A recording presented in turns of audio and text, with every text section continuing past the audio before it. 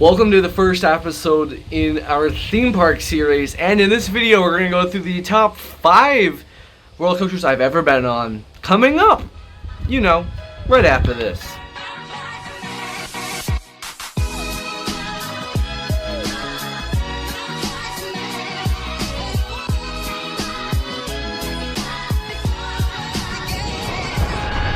Hey, what is up everybody? Welcome to the first episode in my new theme park discussion video.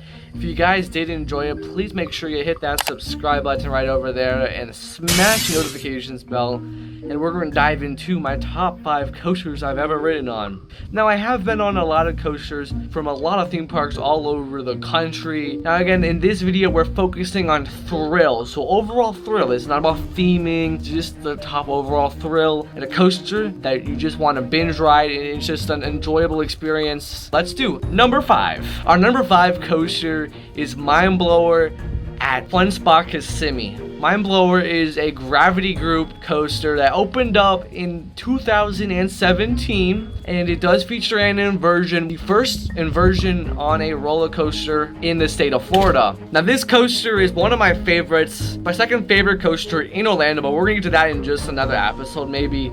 But this coaster does feature a super long layout. It's also one of the most compact coasters on this list. And if you're ever in the Kissimmee Disney area, make sure you go ride it. You can ride it on for $10 for one trip around the circuit, and it is worth the money. Number 4. Our number 4 coaster is at Cedar Point, and this is the coaster Magnum XL 200. This is the original hyper coaster.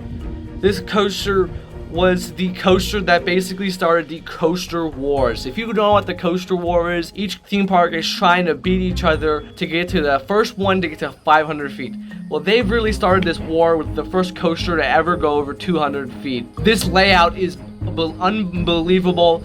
It features some awesome ride-alongs and some best moments on the shores of Lake Erie. This is a classic aero coaster, and it cannot be missed. So again, if you're at Cedar Point, make sure you ride this ride. It is an unbelievable coaster and one of the best at Cedar Point.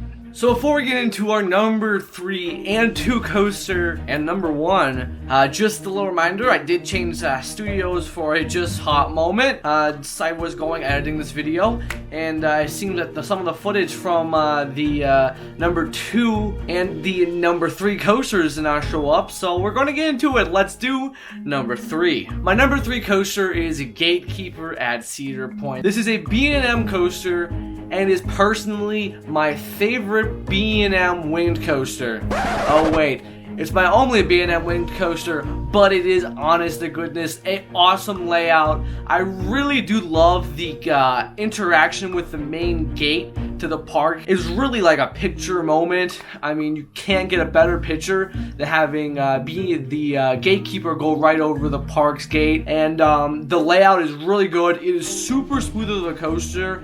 I mean, I've rode some pretty rough coasters in my days, and this one, my friends, is a super smooth coaster and is a must-do if you are at Cedar Point. Number 2. Our number 2 coaster on our list, even though I said in the intro I was not going to pick theming on coasters, but this one just had to make the list.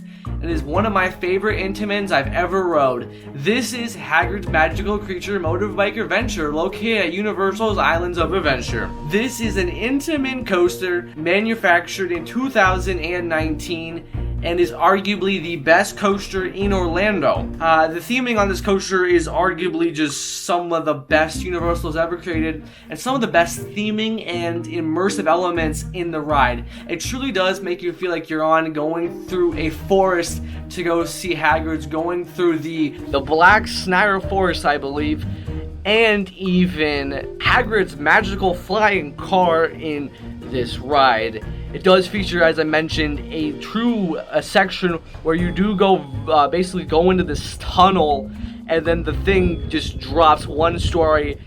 Unbelievable. Some of the best airtime I've ever experienced on a coaster without actually having a major big drop down. It's just nuts how much this ride throws at you in such a small layout.